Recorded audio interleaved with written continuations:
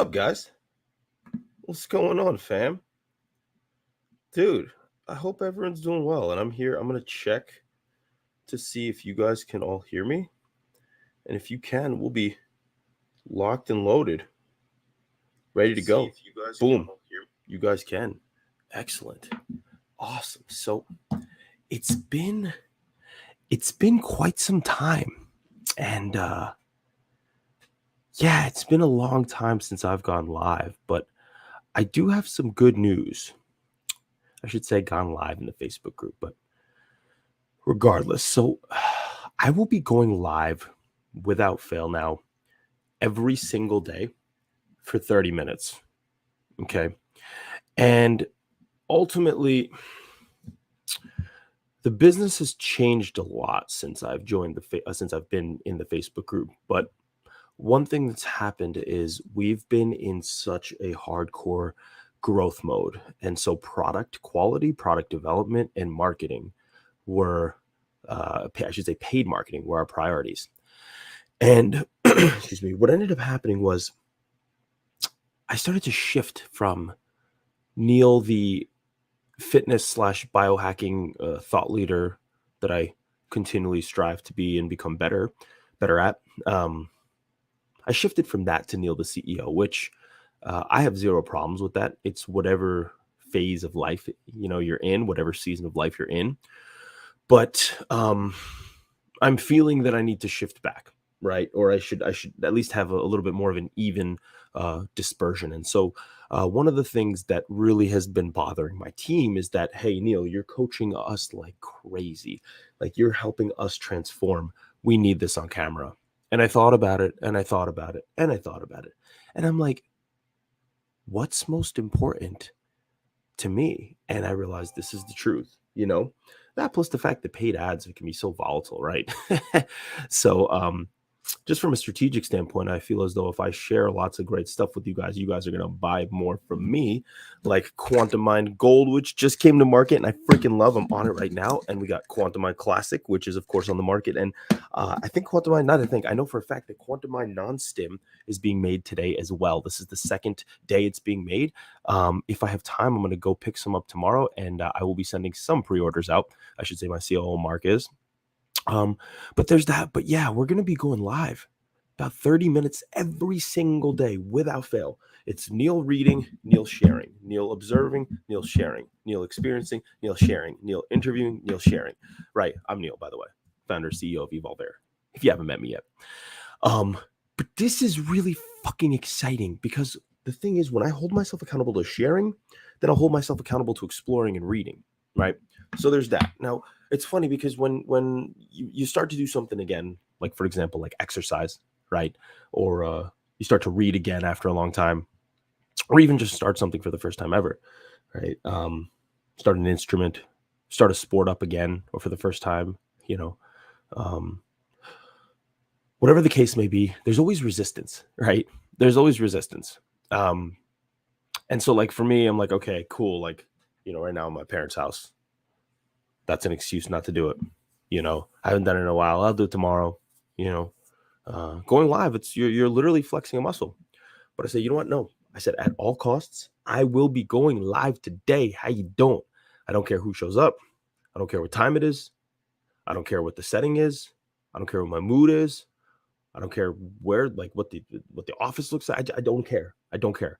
I said I was going live today, and I did it, and I'm here, and I'm proud. Right.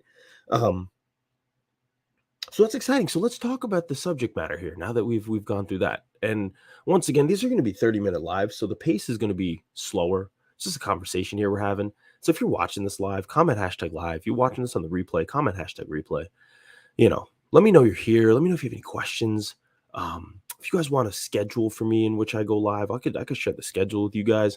Right now, there's only one person. It's a freaking Saturday at 7:17 p.m. Eastern time, but let me know if you guys want on a schedule. I know there's going to be a lot more coming as I do this regularly, but so let's get into it. So today I wanted to talk about generating states of ease. And the reason I wanted to talk about generating states of ease is because I have been living in a state of unease for a long, long time until I made the conscious choice that I need to fucking change this. Now, I made the conscious choice that I need to change this, and I was able to generate prolonged states of ease for about 5 years after the age of 22. So from 22 to 27, I was able to generate states of ease.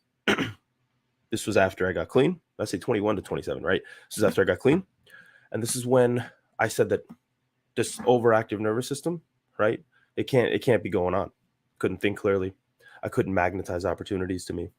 I couldn't, be who I truly was meant to be, right? I would show up places scared, living with old traumas, not able to break past behavioral loops, right? And if this is you, someone who's constantly in a fight or flight, well, I think I have some gems for you. Anyway, one of the things that I realized is generating states of ease needs to be something that you're very intentional about, that you're very conscious about, and that at each level of scale in your life, whether it's the next level of scale in your business, whether it's the next level of scale in as an athlete, right? You go from being Division 1 to professional, whatever the case might be, right? Your ability to generate states of ease, I should reword that. It's not that your ability will be under threat, but what it is that you will have to exert a higher level, a higher order of ease. Okay. I don't necessarily want to say you have to work harder to generate it. I don't want to necessarily say you have to be smarter about generating it, but let's just say that at each level of scale, right, in life, there's going to be a higher level of chaos or entropy, right? Simply because there's going to be more things, more obstacles, because it's a higher level. That's just how it works, right? It's a universal law of thermodynamics, by the way. Each system is progressing to a greater level of entropy. Upon its breaking point of chaos, it then elevates into what's called a higher order equilibrium. This new system then has a higher, what's called bifurcation point. This is the maximum amount of chaos it can deal with. Anyway, the point is that each level of scale, there's more chaos, there's more stress, there's more stressors, and you need to be intentional about generating states of ease. And what happened was Neil decided to not do that because his business started to take off, right? Things just started to change. Hiring, firing, this loan, that loan, 200K month, 300K month. This person said this, letter from a lawyer, hired a sales rep, got this win, got this loss. Fuck you, screw you, I love you. Like, it was just so many moving pieces, so much going on that I was so focused on the external that guess what? I stopped focusing on this guy over here, right? And so I got an extra wrinkle in my forehead, but we're going to take care of that. Don't worry. Right? We're going to get that taken care of. But we forgot how to even generate the ease. The habit of excessive meditation just slipped away from me. Slipped away.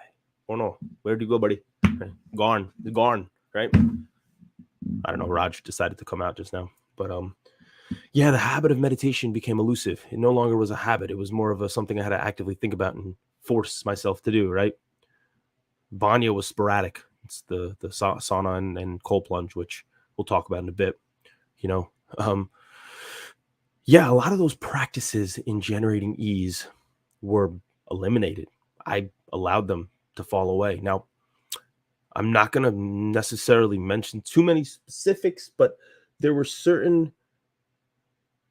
It's nothing to be sketchy or anything like that, but it's just there were certain things that God put in my life that have kept me afloat in terms of generating ease, that I don't know why I'm the luckiest person in the world, the luckiest man in the world, but God has given me a lot of amazing gifts as I have been not as responsible with taking care of my own ease. But now Neil needs to do that for himself, right? So it's interesting what love can do. We'll leave it at that, right? So anyway, let's talk about ease. Right? Let's talk about ease. Let's talk about ease. What do you say? If you're watching this live and you haven't commented live, give me a hashtag live. If you watch this on the replay, you're not watching this on the replay. But when you watch this on the replay, comment hashtag replay. I'm used to putting those two sentences together because I know we got two people. I only got one hashtag live. Okay, I want to get one more. All right, word. We'll get into it. So, generating states of ease. Number one is handy dandy notebook. Your morning is key. First thing we want to do when we wake up is drink some water. Hydrate yourself. Okay. When you're sleeping, it's easy to get dehydrated. Oftentimes we're losing electrolytes with it. So sodium is good, right? Just a little bit. And then we want some forward ambulation, right? I know it sounds crazy. Do you know what forward ambulation is?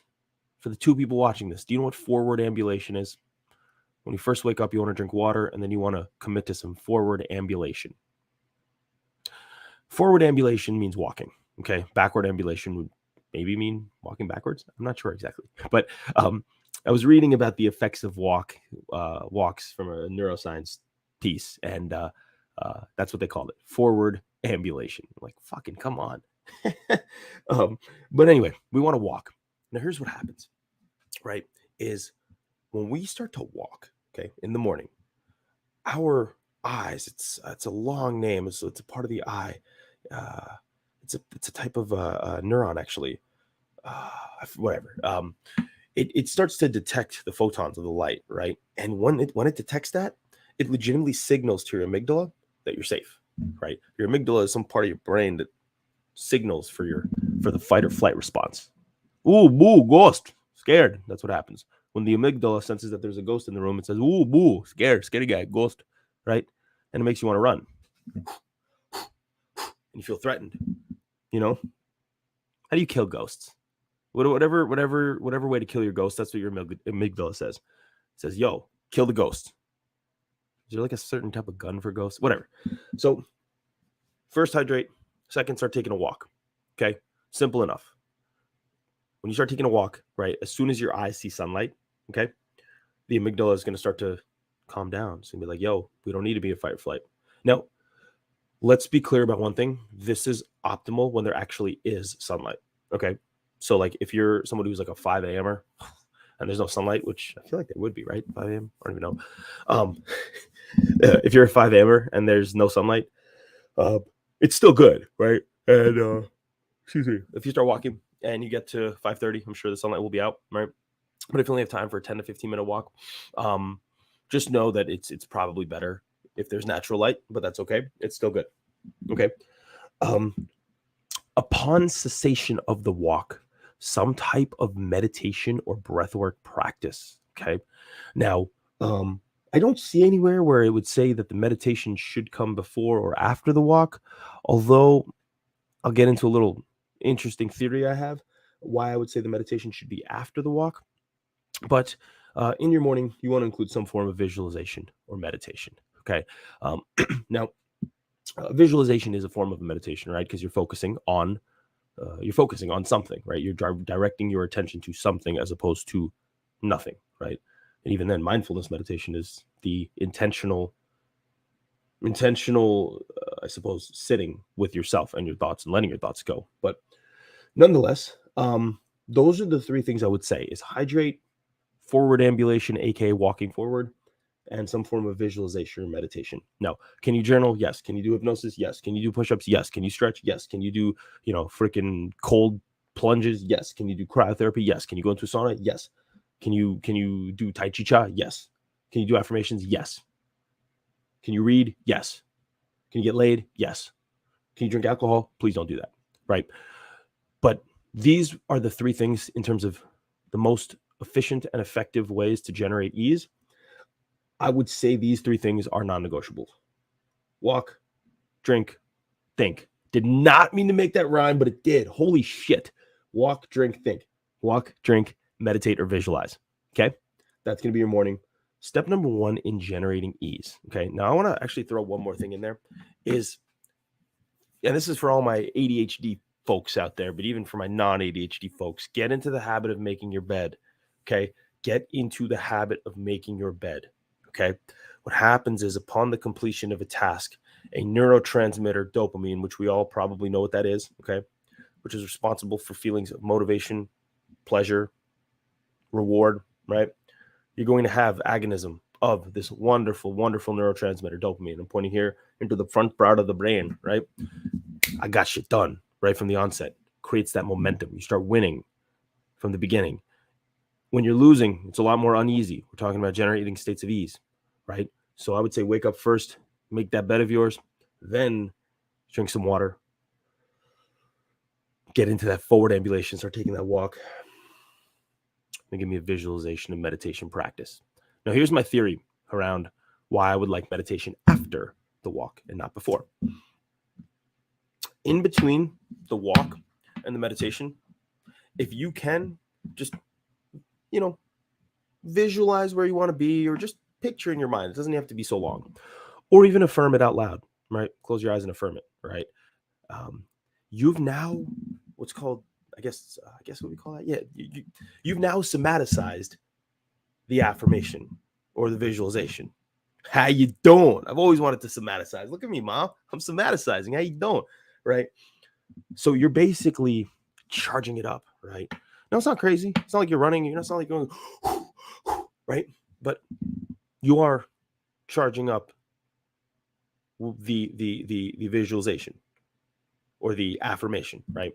You're literally adding electricity to it, right? So this is what happens. You have a thought, right?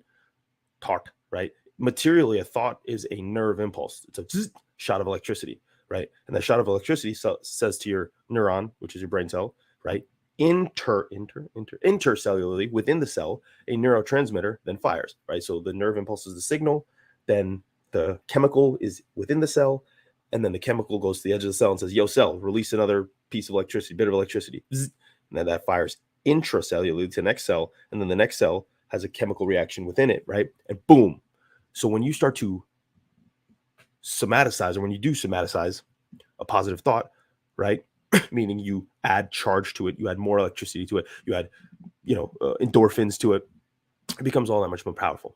And then when you go into a visualization or a meditation, what's happening is you're actually tapping into what's called a theta brainwave state. Okay. And when you're in a theta brainwave state, you're a lot more receptive to messaging. So that means your subconscious is going to receive your messaging a lot more openly. Okay. Right. So if this is not making sense, don't worry, because we're going to be talking about a lot of this type of polarity and polarization. Okay. But ultimately, walk, visualization / hypnosis / meditation, and then, more robust meditative practice. Okay. This will start to mold your subconscious a little bit more effectively than just purely doing a meditation on its own or swapping them. Okay. That's a good morning. It's a solid morning. So now let's dive into meditation. Let's dive into it deeper, because this is a practice that has generated the greatest ROI for Neil by far, besides for consistent exercise. Okay.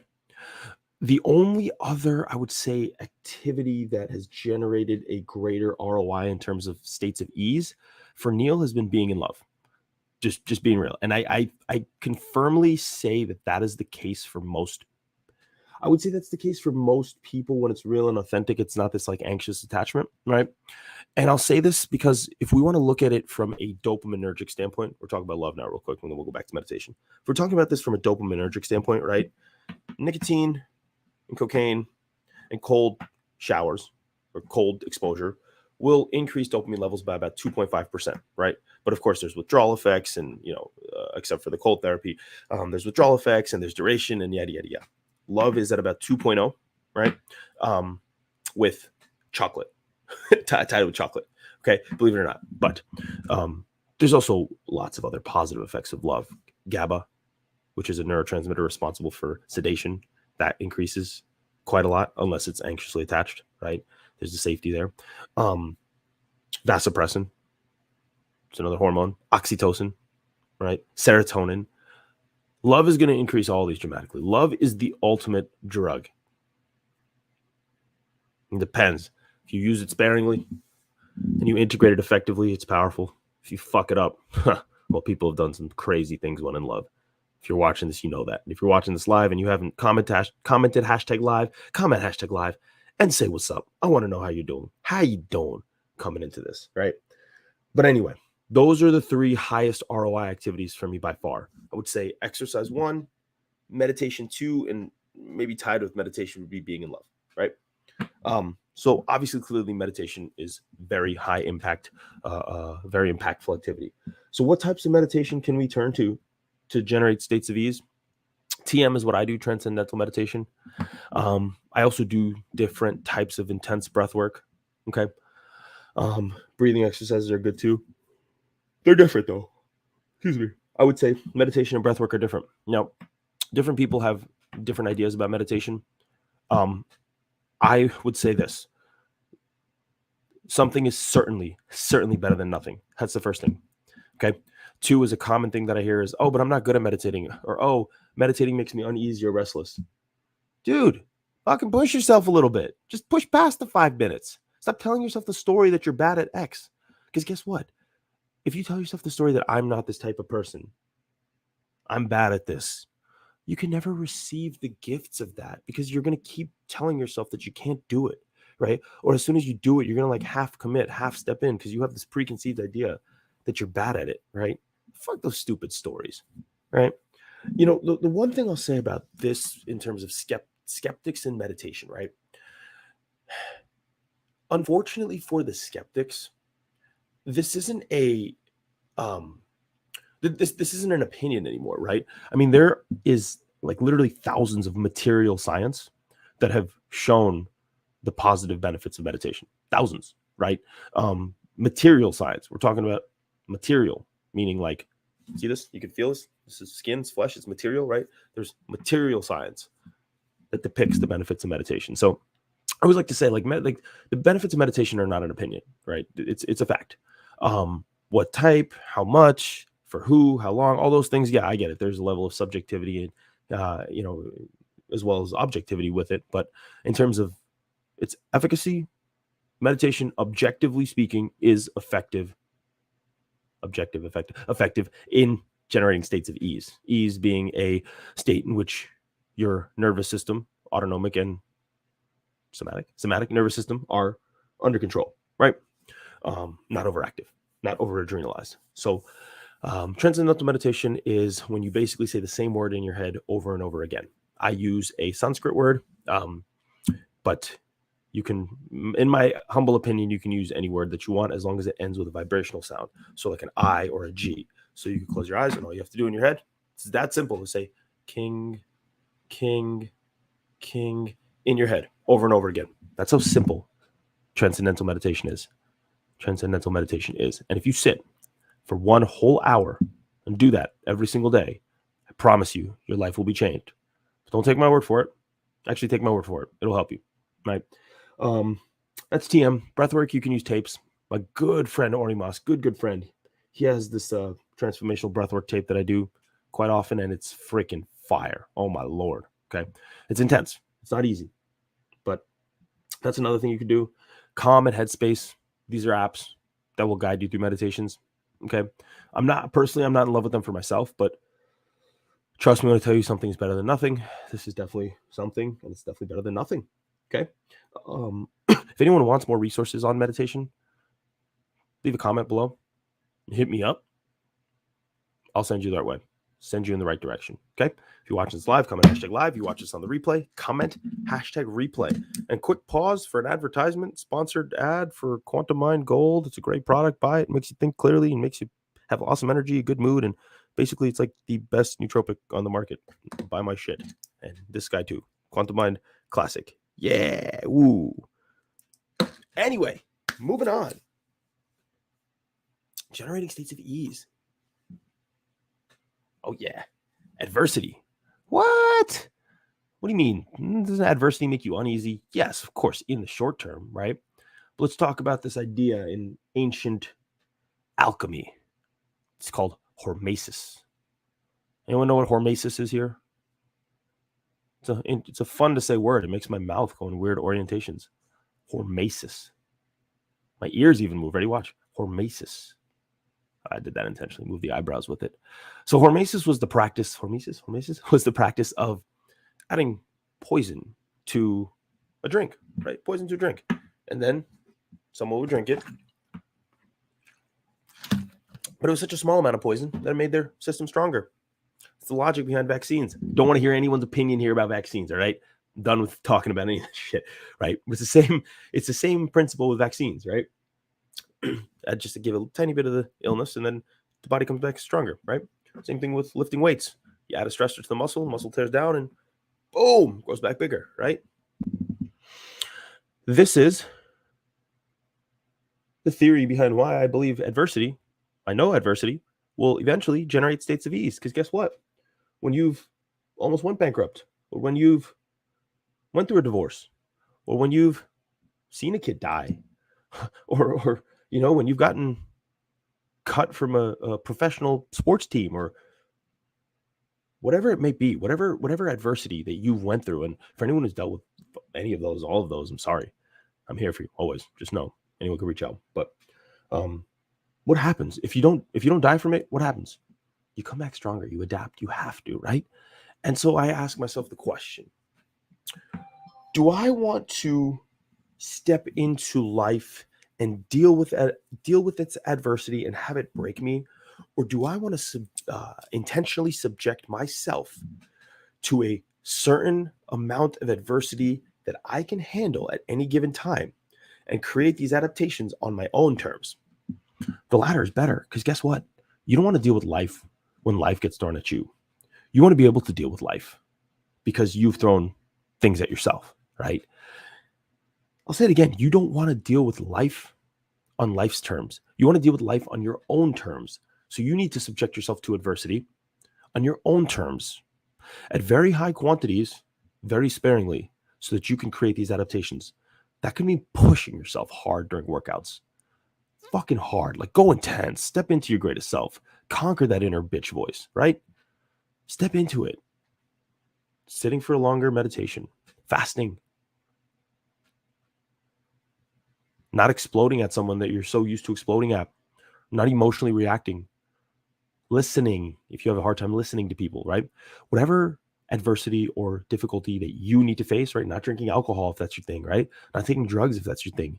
Not Netflix binging, right? And intentionally overriding the animal in you that wants to be lazy or be a glutton or be a cheater or be a liar or whatever that is, right? You can rise above that. You subject yourself to adversity. You create the adaptations. Well, guess what? You show up in life as a stronger vessel. And the stronger you are, the more at ease you'll be.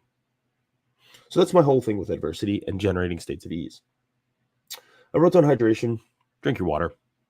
Dehydration can cause a lot of health issues and thus create a nervous system response. Won't even go too much into that one. All right, ready? Check this one out. Metabolism Focus when it comes to your fitness, okay? And I'm talking specifically fitness here, right?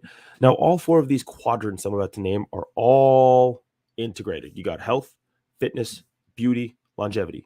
Health, fitness, beauty, longevity, okay? Right? But I'm speaking specifically about fitness, okay? Let's be very metabolism focused. This will help us generate states of ease. Why do you say this? Well, what is a very, very effective, if not the most effective way to speed up a metabolism? It's going to be taking a muscle-centric approach to your fitness protocol, meaning aiming to build muscle, okay? When you seek to build muscle, you're going to add, I'll back up a little, I'll explain the science.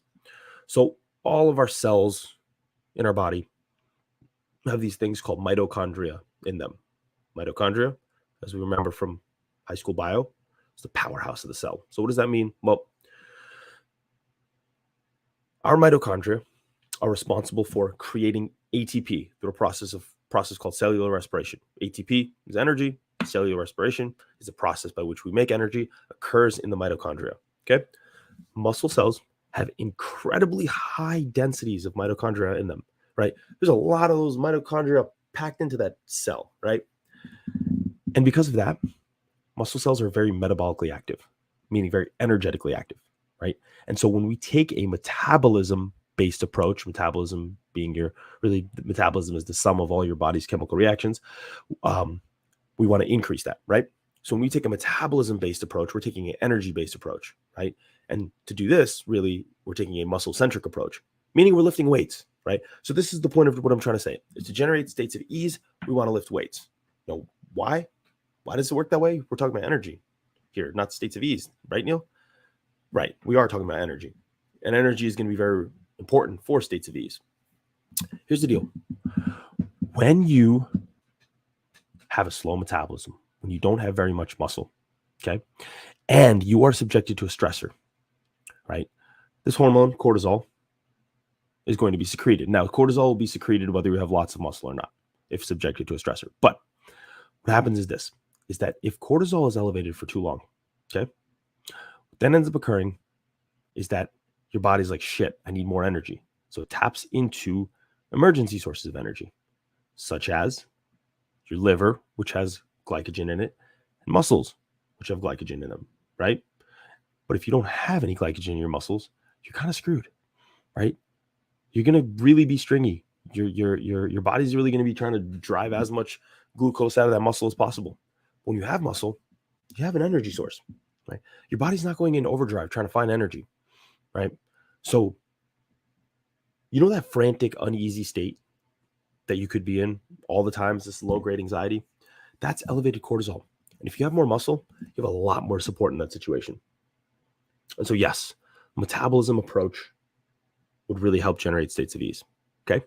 We got one more I'm going to get into. And this one is, I don't call my secret because the biohacking community is very open about discussing it, but something that I religiously commit to. And if you're watching this live, comment #live. If you're watching this on the replay, comment #replay. And for crying out loud, let's get some Quantum Mind Gold, some Quantum Mind Classic. How you doing? All right. Generating states of ease, cold and hot.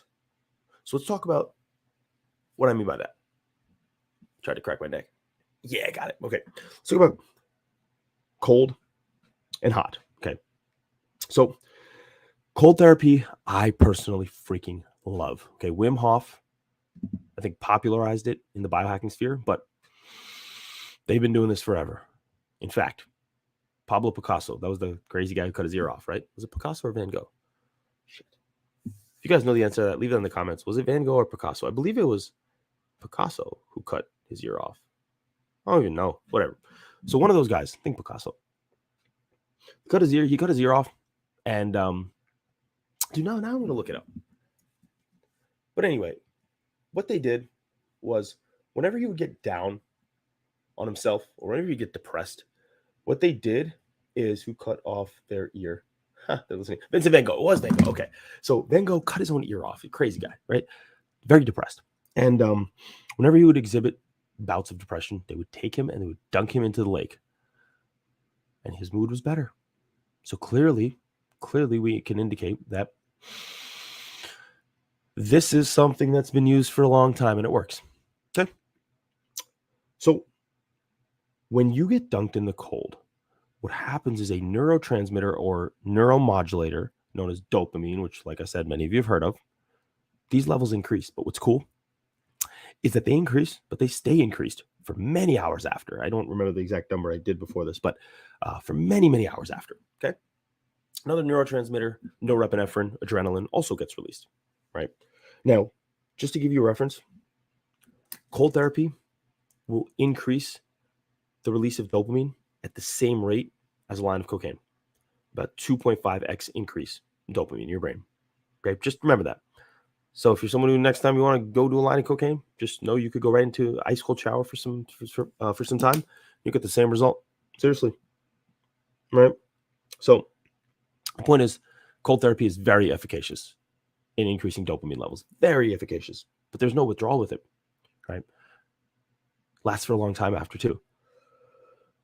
So I'm all about cold. All about cold therapy. I do it quite often. I love it. I feel great. Talk about hot. So the sauna, right? When you go into a sauna, you're mimicking either high intensity or low intensity exercise, depending on how hot it is and various other factors, right? And so time and time again, there's not quite a few, but quite good and comprehensive studies that will link heat therapy and reduction in cardiovascular disease. Makes sense. Mimics cardiovascular exercise, whether it's high intensity or low intensity. Okay. Another thing is cool is that it's shown to prevent neurodegenerative diseases like Alzheimer's and dementia. And for me, I'm just thinking that if it's going to have that kind of positive benefit on these, well, it's going to also help with reducing stress and increasing states of ease. Now, the reason this works is that when you go into a sauna, right, just like it mimics exercise, right, you're going to get a very similar endorphin release. Okay. Now, when you get this endorphin release, okay, and then you step out of the sauna, what ends up occurring is the opposite of endorphins are released. And these are called dinorphins. Okay. Now, dinorphins will bind to something called the kappa mu opiate receptor. Okay. It's a kappa mu opiate receptor. Okay. I'm sorry. The kappa opiate receptor, not the kappa mu. The kappa opiate receptor, right? Okay. Now, this has an inverse relationship with something called the mu opioid receptor. Okay. The mu opioid receptor is what endorphins bind to. Okay. And so when you have a dinorphin binding to the kappa opioid receptor, it literally signals to the mu opioid receptor, you need to get more sensitive, right? And it's basically this balancing act, right? Kappa's like, oh, shoot, I have high levels of negative, the opposite of endorphins. So I need you to be really sensitive to when endorphins come in, right? That's why, like, sometimes people after the sauna for just like a few minutes might report like, right? And then be good, right? And so the thing about this that's so cool is that these changes are lasting for a long time.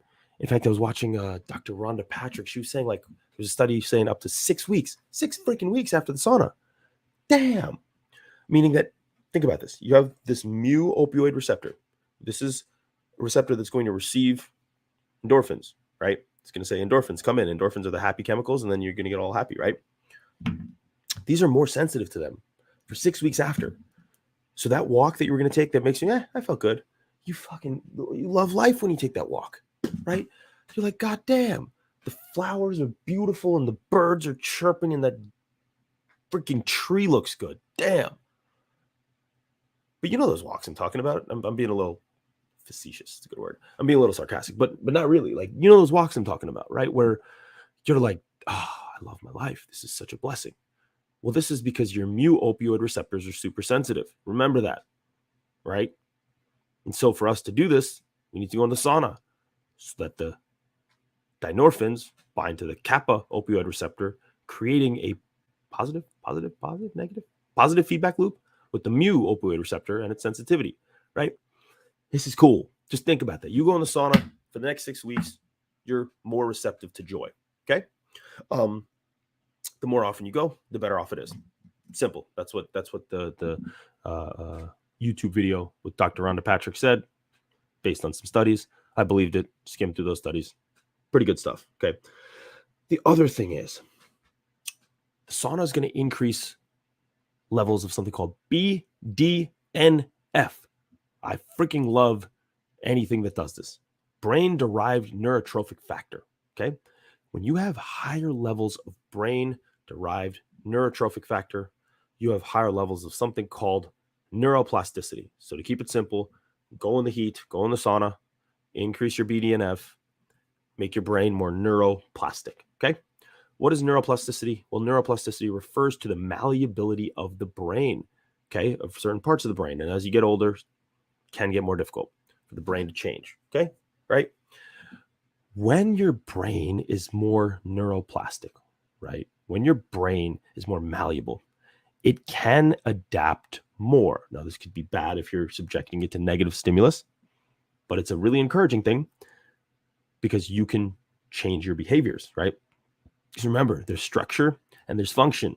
So any of those woo-woo mindset coaches say the only thing that matters is your mind. Well, if you have a shitty brain, your phospholipid membrane of your brain is fucked, right? If you're getting hit in the head quite often from kickboxing or boxing, right? Or if you're damaging your brain or having a terrible diet, whatever the case may be, right? It doesn't matter what your mindset is. Of course, you want to think as positively as you can. Of course, you want to, right? But the hardware is messed up. Software isn't going to work. So it's really important to take care of your brain health. And one way is the sauna will help increase levels of BDNF, brain-derived neurotrophic factor, which will then, in correspondence, make your brain more malleable, neuroplastic, right? Which then will mean that you are more adaptable of a human being. And people that are more adaptable are going to have more states of ease. Because guess what? When you're subjected to adversity and you can't adapt, you panic, you freak out, right? But when you have a neuroplastic brain and a malleable, adaptable personality, or you're a person that can be adaptable or adapt to stressors, you have a lot more faith in yourself and in the world. That will generate states of ease. And so, team, I love you all. Thank you for watching. If you're watching this live, comment #live. If you're watching this on the replay, comment #replay. And guess what? You know the sauce that you got today? the sauce, the information? Well, I will be coming live every single day for at least 30 minutes. This went 40 minutes, and I was wondering if I was going to like this. For the record, guys, I loved this. I love this. I love being back on camera, and I love sharing all the things that I learn. This is going to force me to read. It's going to force me to research. If you guys want me to research or talk about any topics, I'd be more than happy to. Okay. But I also am going to stick with my agenda as well. But yeah, once again, guys, pick up Quantum Mind Gold. If you have any questions about it, let me know.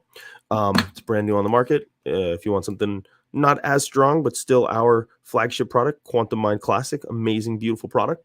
All right. I see 5 people here and no comments. I want to know who's here. Let me know who's here before we get going. And then I want everyone to have a wonderful, happy Saturday. And hopefully you could take one of these 6 states of ease, which let me recap before I say bye. 1, your morning tea, forward ambulation, hydration, visualization, include those things. 2, meditation. There is proof that it works. Lots of it. Okay. Transcendental is great. Breathwork is great. Number 3, subjecting yourself to your own adversity on your own terms. Okay. Number 4, hydration. Number 5, metabolism focus, using weight training to increase lean muscle tissue to support yourself and so that you won't be in states of unease. And last but not least, sauna therapy and cold therapy both work wonders.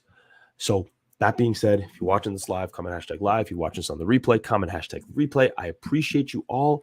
I will talk to everybody tomorrow. Have a great night.